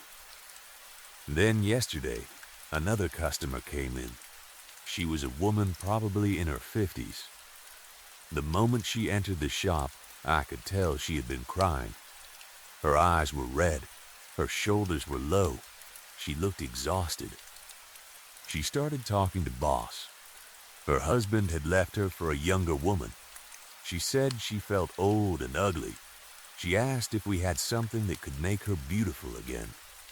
By now, I thought I knew how this worked. I was already imagining what Boss might give her. Maybe a cream that made her skin perfect until her face slowly disappeared. Maybe a perfume that made every man obsessed with her until she couldn't leave her house.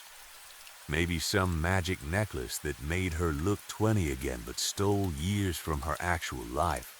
You know, normal store stuff. Instead, Boss looked at her and said, "You look lovely, my dear." The woman stared at him. He continued, "You do not need any of my products. Do not let that irritating man convince you otherwise." I nearly dropped what I was holding. Boss kept talking. He said something about society putting too much pressure on women to remain young and beautiful forever. I'm paraphrasing because his exact speech was longer and much stranger, but that was basically the message. The woman actually smiled. For the first time since walking into the shop, she looked a little better. She thanked him and left without buying anything. I stood there staring at my boss. A monster with a heart of gold. Maybe. I couldn't help myself. "Boss," I said, Are you some kind of feminist? He looked at me. What is a feminist? I decided not to explain it. I think he seriously needs to leave the shop more often. So that's my situation. I work in a store that sells impossible things. My employer may or may not be human. Customers occasionally become monsters, animals, giant swollen balloons, or frogs. The local emergency services seem to know about all of this and somehow don't care. My boss speaks about mysterious beings called the One Who Waits. And I once signed an employment contract using my own blood without reading the fine print. Oh, and I stole money from him. That part is becoming more important every minute. So please, has anyone else ever worked somewhere like this? Has anyone worked for this man? Tall, extremely skinny, crooked face, sharp teeth. Calls himself boss. Runs a shop where you can buy almost anything. Please tell me somebody knows who he is. Because earlier today, boss told me he wanted to speak with me this afternoon. I've spent the entire day trying not to panic. Maybe it's nothing. Maybe he wants to change my schedule. Maybe he wants me to clean something in the storage room. Maybe he wants to complain because I keep putting normal products beside dangerous magical objects. I don't know. Hopefully somebody here has answers. Chris out. Okay. Update. Chris again. I was going to tell you that boss still seemed completely unaware of the money I took. He hadn't mentioned it. He hadn't acted differently. He hadn't even looked suspicious. For a while, I actually started believing that I had gotten away with it. There are no security cameras in the store. At least, none that I've ever seen. Boss wasn't even there when I took the money. Nobody else was working. I had been telling myself that there was no possible way he could know. I was literally in the middle of writing this update when he called for me. Just now. From his office. At first, I thought I had imagined it. Then I heard him again. Chris. His voice came from the back room. Very calm, I don't know why. But hearing him say my name like that made my entire body go cold. I walked toward the office. Slowly, the door was already open. Boss was sitting behind his desk. I don't think I've ever actually seen him sitting before. He looked even stranger that way, his long legs folded under the desk and his thin fingers resting together in front of him. He smiled when I appeared. Not angry, not disappointed. Calm. That somehow made it worse. I stood in the doorway. He looked directly at me. I started thinking about the register, about the money, about the blood contract, about every customer I had seen destroyed by something in this shop. The bald man, the endless drink, the dog man, all of them. And suddenly I realized something. Maybe boss had always known. Maybe the reason he never mentioned it wasn't because he didn't notice. Maybe he was waiting. Waiting for something. Waiting for the right moment. I wanted to run. I honestly did. But when I tried to step backward, my legs wouldn't move. I don't know whether I was frozen with fear or whether something else was stopping me. Boss slowly stood. He seemed taller than usual. His head nearly touched the ceiling. His smile widened. I could see those sharp teeth. Then he spoke. Come, Chris. I didn't move. He tilted his head. His eyes looked darker than I had ever seen them. And then he said the words that made everything finally make sense. It's time for you to pay. Shit. Story 5 about a year ago, I had to move to the West Coast because of my job. Before that, I had heard plenty of stories about how terrible the housing situation was out there. People always complained about rent being too high, apartments being too small, and landlords charging insane prices for places that barely looked suitable for a human being. I knew it was bad, but I honestly thought people were exaggerating a little. Then I started looking for an apartment myself, and I realized they had not been exaggerating at all. The prices were ridiculous. My job requires a graduate degree, and I make what I would normally consider a decent salary. Still, some of the apartments I found online were asking for more money in monthly rent than I earned in an entire month. That was before adding food, transportation, utilities, internet, and all the other things a person needs just to survive. Even groceries seemed unusually expensive. After looking at the numbers, I started wondering how anyone was supposed to live there unless they were already rich. I quickly lowered my expectations. At first, I had imagined finding a small but comfortable apartment. Maybe a studio with enough room for a bed, a desk, and a tiny kitchen. After a few days of searching, I was ready to accept almost anything. I told myself I could survive on rice and beans for most of the month. Maybe I could buy one chocolate bar every few weeks if I was feeling especially wealthy. I am also one of those people who can fall asleep almost anywhere. I can sleep on airplanes without much trouble, so I figured that even if I rented a place that did not have enough space for a real bed, I could probably sleep in a closet or on the floor. Basically, I was prepared to suffer. Then, right when I had nearly given up hope, I saw a Craigslist advertisement. The listing said the rent was only $200 a month. I stared at the screen for a long time because I was certain I had misunderstood something. Maybe it was $200 per week. Maybe they had forgotten a zero. Maybe it was just the price to rent a parking space. But no. The advertisement clearly said that the entire apartment was available for $200 a month. The photos made the whole thing even harder to believe.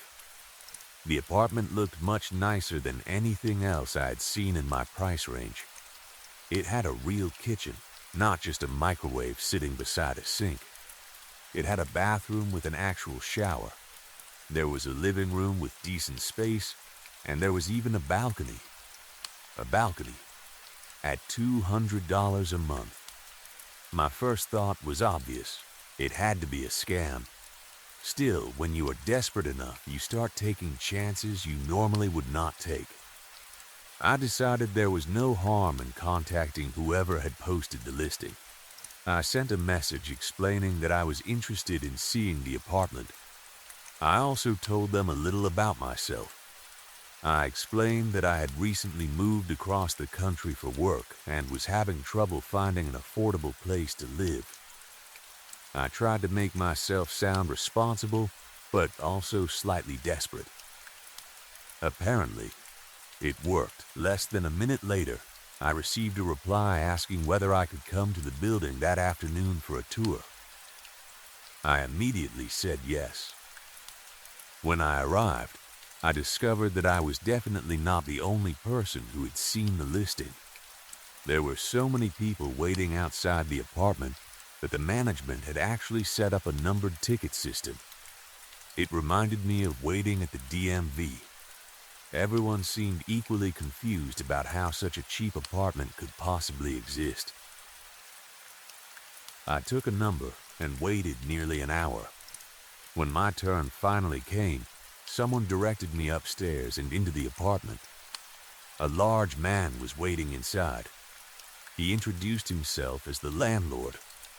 The first thing I noticed was that the apartment looked exactly like the photographs. There was no trick photography, no wide-angle lens making a closet look like a living room, no hidden water damage or broken windows. It was genuinely a nice apartment. I walked around almost in disbelief.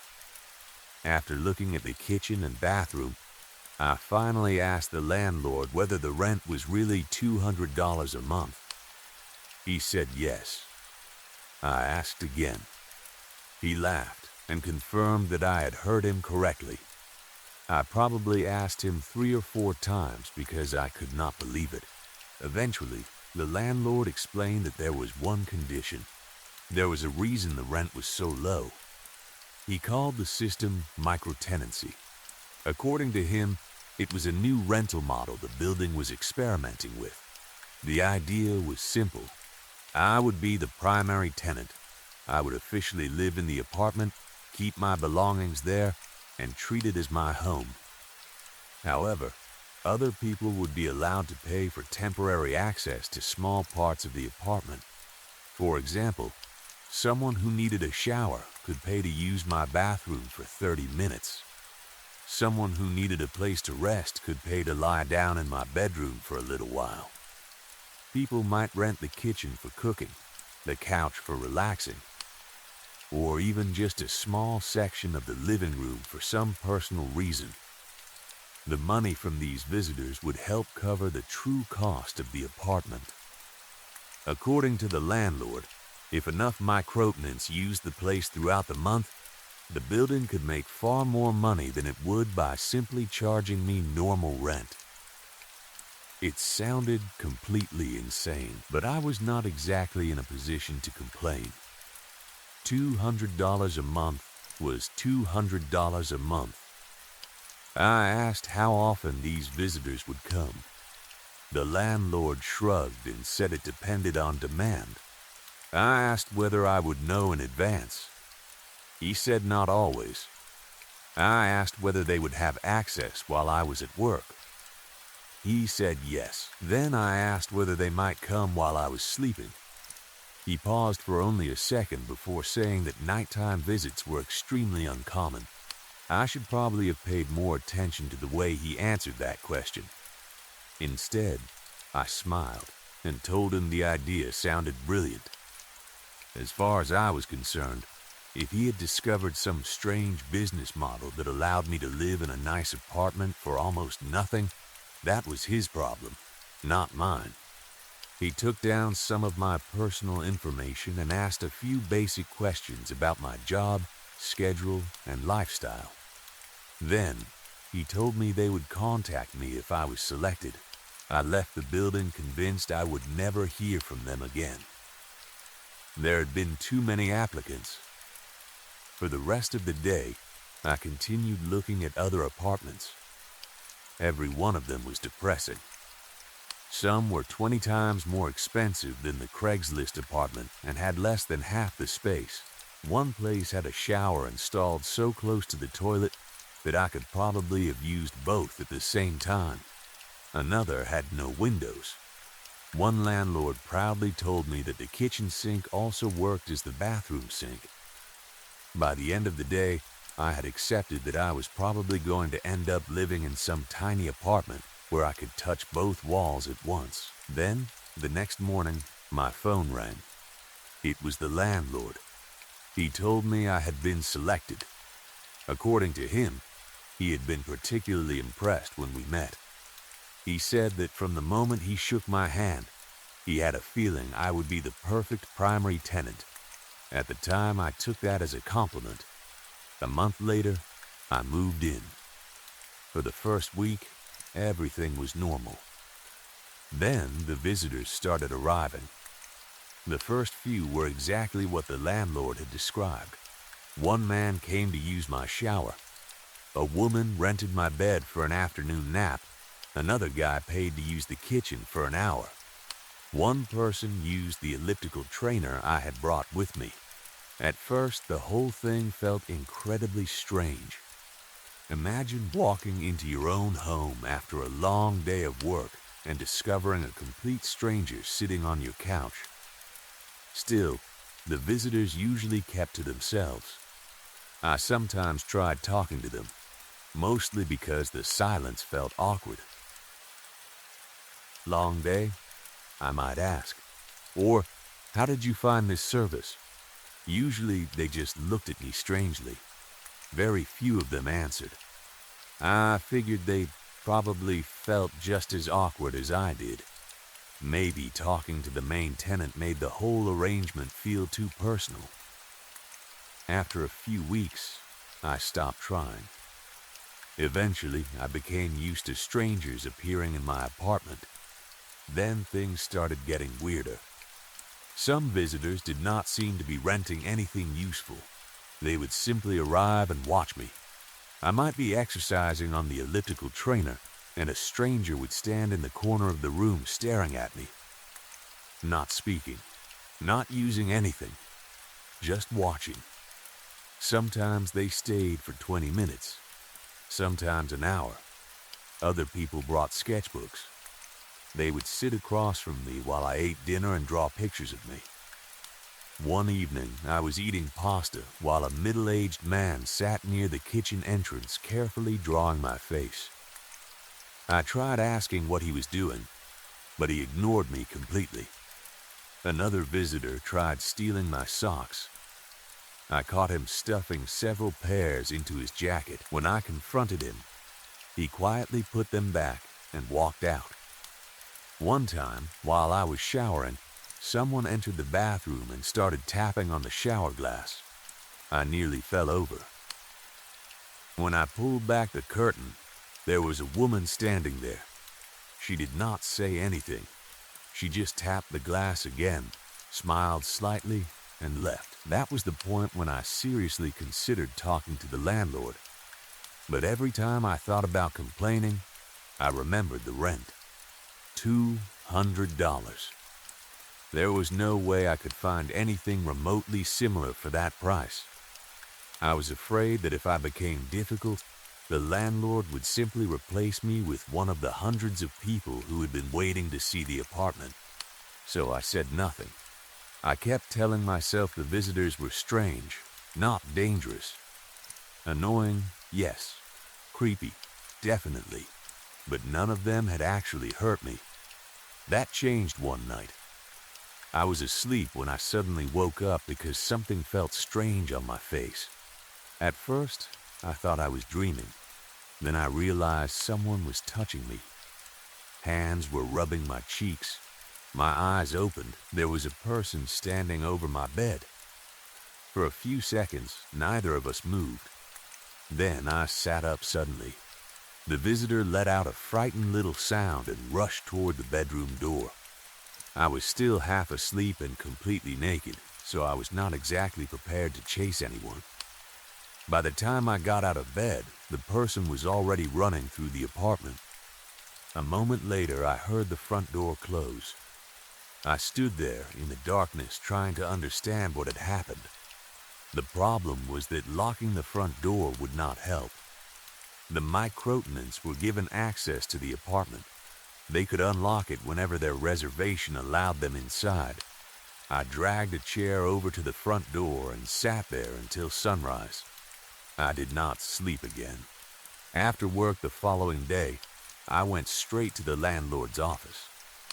I told him exactly what had happened. To his credit, he looked genuinely horrified. His face turned bright red. He apologized repeatedly and said what the visitor had done was completely unacceptable. He promised it would never happen again. He even offered to cut my rent in half for that month. Considering my rent was already only $200, the discount was not life-changing. Still, $100 is $100. I left feeling slightly better. But the incident had changed something. Until then, I had trusted that the micro-tenancy system had rules. Now I was not so sure. A few days later, I ordered a small night vision camera online. When it arrived, I placed it in the corner of my bedroom where it had a clear view of my bed and the door. I let it record for several nights. Then I checked the footage. I immediately wished I had not. The visitors were coming into my room while I slept. Not just one, many of them. Sometimes a visitor would enter around midnight and stand beside the bed for 20 minutes. Another might arrive at 1 in the morning. Some stood near the wall. Others stood only a few feet from my face. They rarely touched me. Most of them did nothing. They simply watched. One man stood beside my bed for nearly 2 hours. 2 women came in together one night and watched me sleep in complete silence.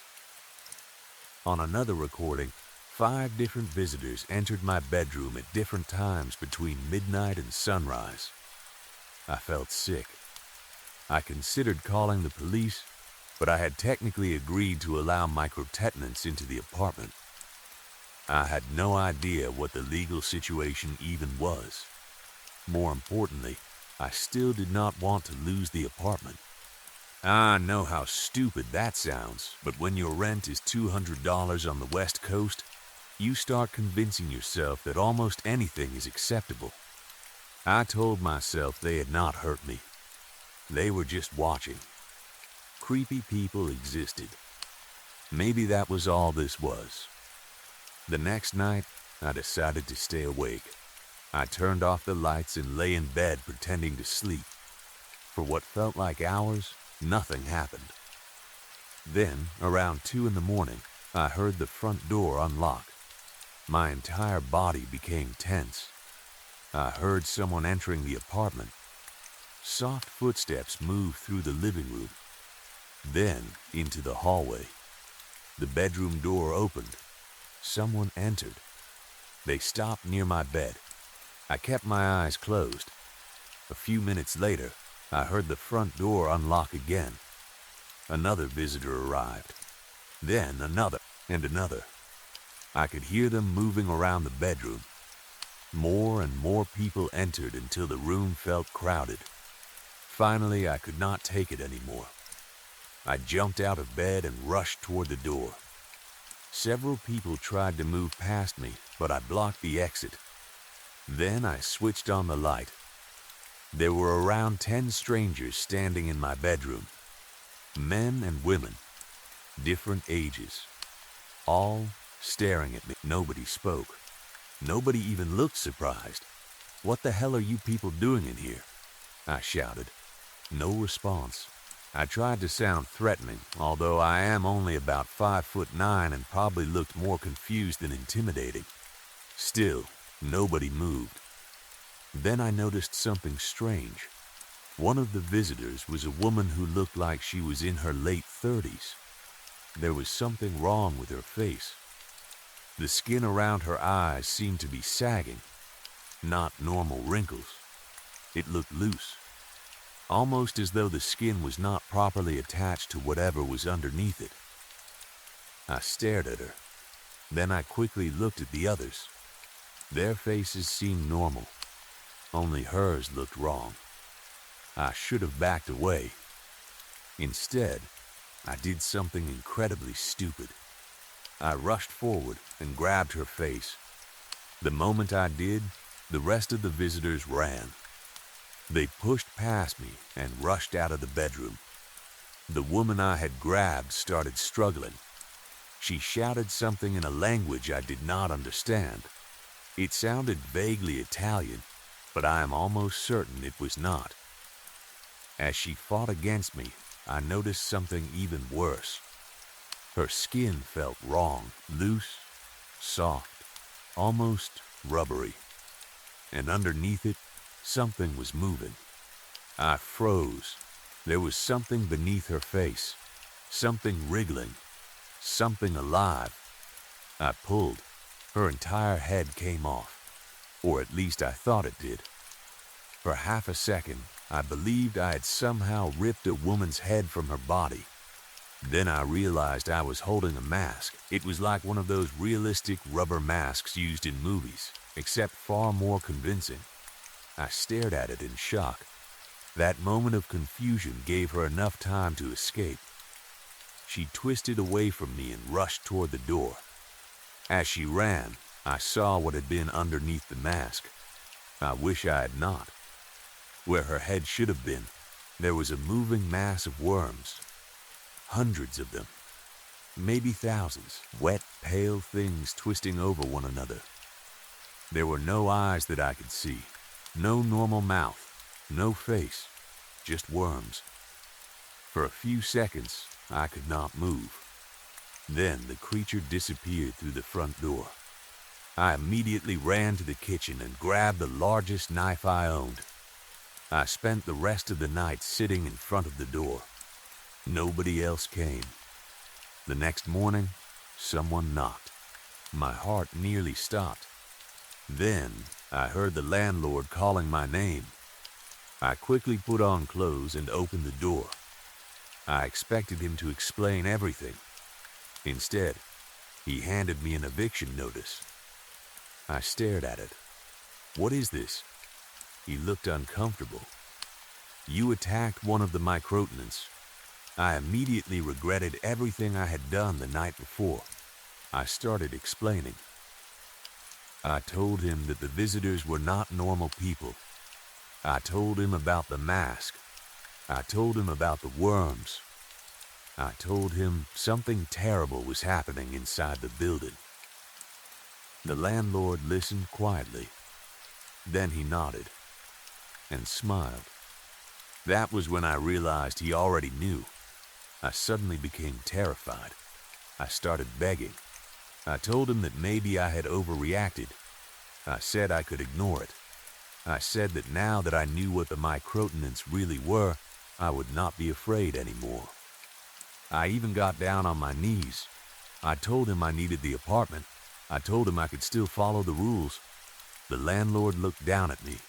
There was a strange shine in his eyes. Maybe cataracts. Maybe something else. "That's the problem," he said. I stared at him. He continued, "You know too much now. And once you know, you behave differently. Unnaturally, that ruins things."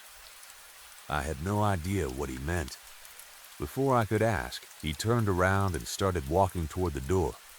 Just before leaving, he looked back. "It's a shame," he said. "You were quite popular." Then he closed the door behind him.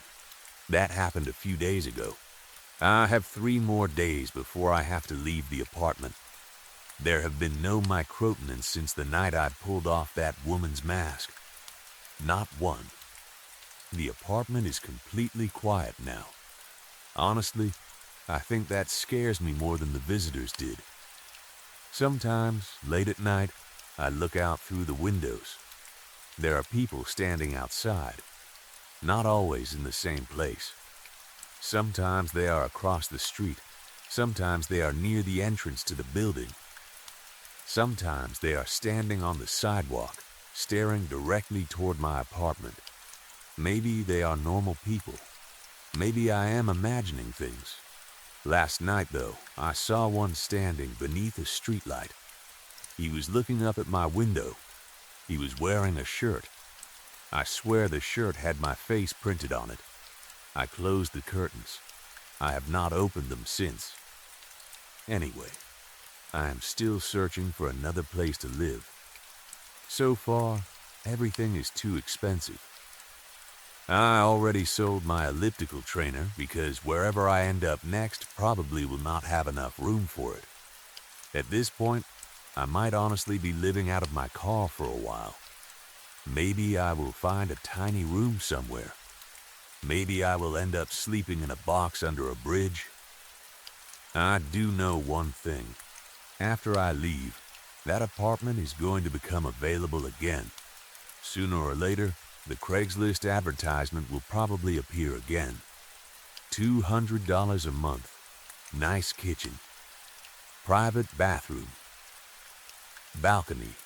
An unbelievable deal in one of the most expensive parts of the country. Maybe you will see it. Maybe you will think it is a scam. Maybe desperation will make you contact the landlord anyway.